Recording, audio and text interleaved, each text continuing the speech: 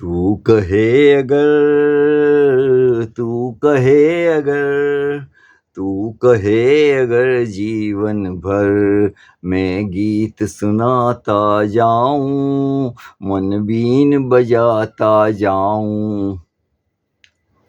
तो साहब होता क्या है कि जब धोबी ने सीता की अग्नि परीक्षा को जंगल में मोर नाचा किसने नहीं देखा है, तो सवाल ये उठता है कि जब हमने तो आपने सीता की परीक्षा ली हम नहीं जानते हैं, तो राम जी ने सीता को वनवास दे दिया।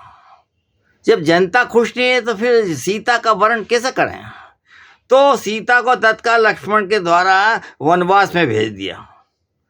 लेकिन मोदी जी का उल्टा, जब किसानों ने साल भर हड़ताल की तो कोई सुनवाई नहीं, 750 किसानों की मौत भी हो गई है और उसके लिए कोई माफी नहीं मांगी है, और जीप से 4 आदमियों को रोने वालों को कोई फांसी नहीं दी गई, और सरकार बना अब अपनी मोदी जी पीठ थपथपा रहे हैं।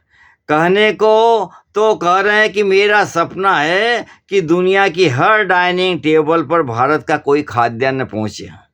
सवाल उठता है कैसे कैसे पहुंचेगा सवाल खाद्यान्न सब जगह? क्यों क्योंकि किसानों के खिलाफ बनाए 3 कानून आज तक पूरी तरह समाप्त नहीं किए, न किसानों से आमने सामने चर्चा की गई, जबकि करीब 150 दिनों से आज भी हरियाणा और पंजाब के किसान धरने पर बैठे हैं। यानी और जमाना और था जब किसी भी धरने या मांग करने वाली जनता से बातचीत कर हल निकालने की सरकार कोशिश करती थी। अब तो हाल ये है कि फ्रॉड कर करके डॉक्टर बनने वाले, नीट की गलत तरीके से परीक्षा देकर पास होने वालों पर भी सरकार गंभीर होकर जांच नहीं करती, और फिर मजबूर होकर सुप्रीम कोर्ट ने कहा अगर इस एग्जाम के आयोजन में 0.001% भी लापरवाही हुई तो इससे पूरी तरह निपटा जाएगा।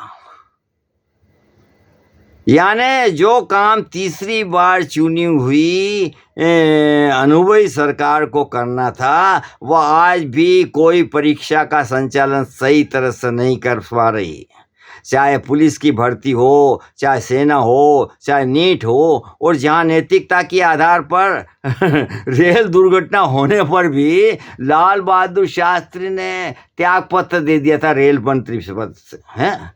लेकिन आज जबकि हाल में दार्जिलिंग में रेल दुर्घटना से 10 लोगों की मौत भी हो गई तो इस सरकार के कान पर कोई जू नहीं रेंगती, यानी कोई जिम्मेदारी लेने के लिए तैयार नहीं। और जब नाम करना हो तो डबल इंजन की सरकार और न जाने क्या क्या उपमाओं से स्वयं की तारीफ, और गलत होने पर न माफी न सजा, और अब तो सुप्रीम कोर्ट से ही दरकार है। अब जनता सुप्रीम कोर्ट की देख रही है, क्यों कि जिसने सरकार के इलेक्ट्रल बॉन्ड के घपले को असंवैधानिक करार दिया था, किंतु सरकार को उसने भी बर्खास्त नहीं किया था। जबकि सोचने वाली बात है कि इंदिरा गांधी को इलाहाबाद कोर्ट ने उनके चुनाव में केवल एक सरकारी कर्मचारी के सहयोग लेने पर ही उन्हें अवैध घोषित करके सत्ता छोड़ने पर मजबूर कर दिया था, क्योंकि कहा गया है कि हाथी भी तभी तक बस में रहता है जब हाथी के सर पर अंकुश लेकर महावत सवार रहता है। लेकिन मोदी जी की सरकार हर गलत बात पर न स्वयं जांच बिठाती है और न इसमें न किसी देश की ऐसी जांच करने वाली संस्था में इतनी शक्ति रह गई है कि वह मोदी जी की किसी भी गलती की ओर उंगली भी उठा सके। है ना, आप ये देखिए, एक राजीव गांधी का जमाना था, राजीव गांधी जी भी 400 पार से जीते थे और प्रधानमंत्री बने थे, लेकिन अपनी गलतियों के लिए खुद बोलते थे कि हम 1 रुपया सैंक्शन करते हैं और आपको 15 पैसे मिलते हैं। यानी वो मानते थे कि हमारा सिस्टम बेईमानी से भरा हुआ है, तो बोला हम उसको सुधारने की कोशिश करेंगे ताकि आपको ज़्यादा पैसे मिलें। तो ये सब मोदी जी ने कभी नहीं कहा।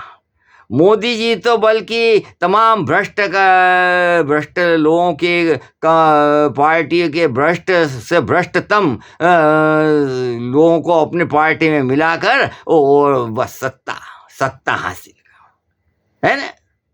यानी क्या जनता आज जाए तो किसके पास जाए, और साहब बड़ी छाती ठोक के बोल रहे हैं कि तीसरी बार सरकार। तो सरकार मोदी जी को तो स्वयं ही अपने ऊपर जांच करना चाहिए, या फिर जांच बिठाकर और उसके सब हर चीज़ का दूध का दूध पानी पानी खुद ही करना चाहिए। या तो अपने ऊपर जांच बिठाए या खुद जांच करे और ये इतने घपलों का सब निराकरण करे।